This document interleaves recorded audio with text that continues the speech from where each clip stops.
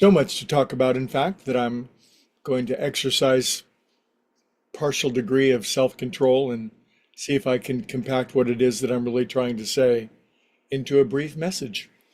Brevity is the soul of wit, said somebody. Anyway, I bet you guys saw One Flew Over the Cuckoo's Nest. You either read the book and or saw the movie. How incredibly enjoyable was that? We loved Ken Kesey, didn't we? He was a member of that crazy 60s group that drove around in the Magic Bus. And anyway, that's a whole nother topic that I would love to chat about. But curiously, the critics say that that was only his second greatest book. And his greatest book, his absolute masterpiece, is Sometimes a Great Notion. Isn't that a great title for a book? And it's far lesser known because uh, Jack Nicholson and Louise Fletcher didn't act in that book. Anyway, I'd like to read you something real quick. I swear this is going somewhere, hopefully pretty fast, but it says here, the phrase "sometimes a great notion" comes from the traditional folk song "Good Night, Irene." And the lyric is, sometimes I live in the country, sometimes I live in the town, sometimes I get a great notion to jump into the river and drown. Huh, what's up with that? Anyway, sometimes a great notion. Sometimes we get great notions, don't we? Have you ever had a great notion? So, when I was early in recovery, just as a quick aside, my original mentor guy, he would look at me when I was early on and he goes, "Are you getting any lurking notions, so to speak?"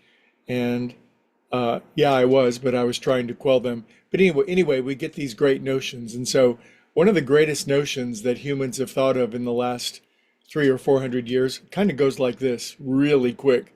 I'm going to compact 13.7 billion years into under a minute, no doubt about it. But anyway, it goes like this.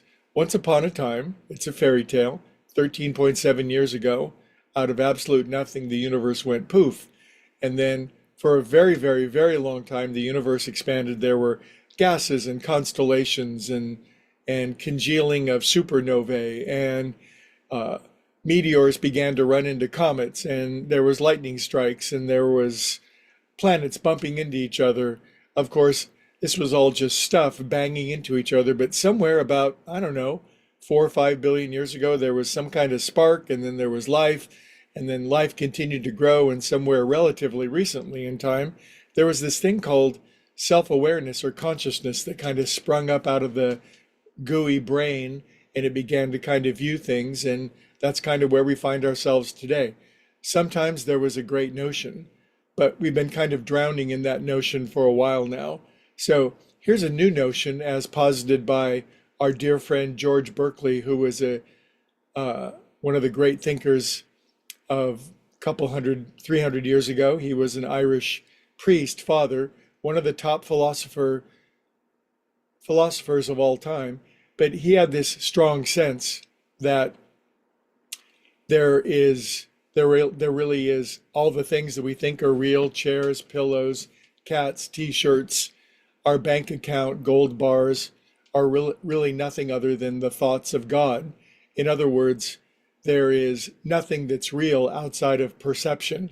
It's such a radical way of thinking about it that it changed philosophy, at least Western philosophy. So his great notion, I think, is actually a greater notion because I think it's closer to the truth. And basically what it posits is that we're all ideas in the mind of God. When you go outside and you look up into the starry host with the constellations and the Milky Way and the comets going by, and we're struck in awe, we're not looking at a thing.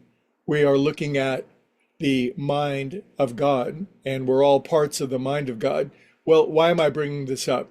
Well, powerfully speaking, when we remember this, when we talk about it, when we bounce the idea back and forth inside of our mind, if it's closer to the truth, it takes root. It goes deep into the firmament of our soul, and it changes us, and it can change us so radically and so quickly that it is Well, breathtaking. It's miraculous. It's astonishing. If we've been thinking the wrong notion for a long time, that we are just bits and pieces of matter bumping into each other, we forget the glory and the grandeur of being. And then we have to try to run everything. But when we remember that actually we are thoughts held in the mind of God, and that we don't have to run everything, God is working behind every scene. God is taking care of every chair, every bit of matter, and holding it all in place, even when we don't think about it.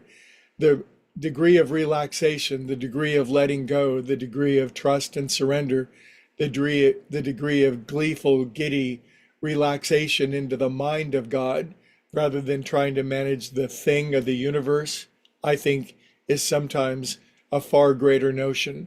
Now, am I the first person to think of that? No.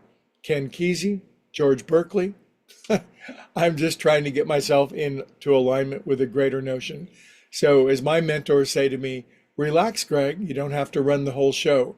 Let it unfold. You ain't seeing the big picture. I can smile and say, oh, yeah, and just enjoy this beautiful ride that we're on. Anyway, enjoy your great notions, and I'll see you guys tomorrow.